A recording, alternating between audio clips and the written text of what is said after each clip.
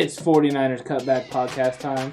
And the 49ers have some big questions on the defensive line, especially at edge rusher. We don't know the health of the status of Dee Ford because of his health.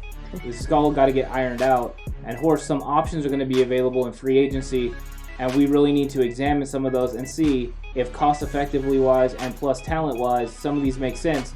49ers might not want to wait for the draft to address these issues. Maybe they want to do it in free agency.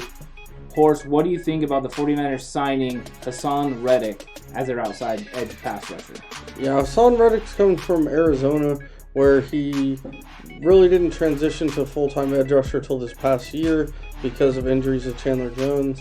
He came up with a 12.5 sack season, so it was a heck of a time to do it in the last year of his contract. He's been a successful inside linebacker. He's had over 80 tackles in a season. He's a good football player. And the 49ers have Nick Bosa coming off an ACL. Like you said, we don't know the status of Dee Ford. The rest of the main guys that play the edge are free agents. So he's definitely a viable candidate for them to sign. I just don't know if he's gonna fit with them money wise.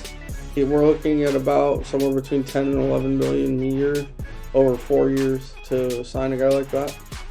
It's a lot. It's a lot of money for a guy who's only got 1 year of real production under his belt at the position. And yes, people, the outside linebacker in a 3-4 translates to a DN in a 4-3. It's fine. He can play the position. Put their hand in the ground. Exactly. That's the only difference. The big thing here for me, it gets dirty. It could get dirty. That would not be good for anyone involved at all whatsoever. The big thing for me with this is not just the cap number. It's can he sustain that production? Can he be that sort of elite pass rusher that can get 10, 12 sacks a season? That's a big question mark. That's a big risk to take for $11 million a year. If it's not going to cost $11 million a year, if you can get him closer to somewhere around 5 or 6, maybe even, I might go as high as maybe 8. Maybe you take a chance if you really don't think Dee Ford's going to be able to come back. Or if Dee Ford is going to do something like retire, you're going to cut him or something and try and save some money, then yeah, potentially.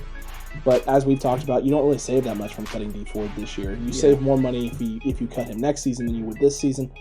So I just don't think it's in the cards. I don't think it's doable. And I think it's a big risk, and I think you could maybe take less of a risk on a guy in the draft than you would signing a guy like Reddick and paying him a lot of money. I think that if a team is going to know about this guy's worth, it's going to be the 49ers. You know, they just lined up and played against him twice this season, so they're gonna know what to do with him. He has some flexibility, like you guys talked about playing inside and now being a pass rusher.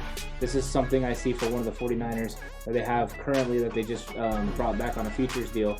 I think that he is a possibility only if the money is right.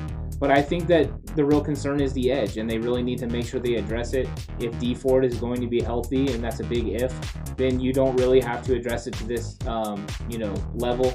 You could probably bring back Kerry Hyder on a decent deal, but I think Kerry Hyder is about to get broke off. And if he does, I don't blame him leaving, which is going to be the 49ers finding a way to replace him. Yes, they could go with the draft.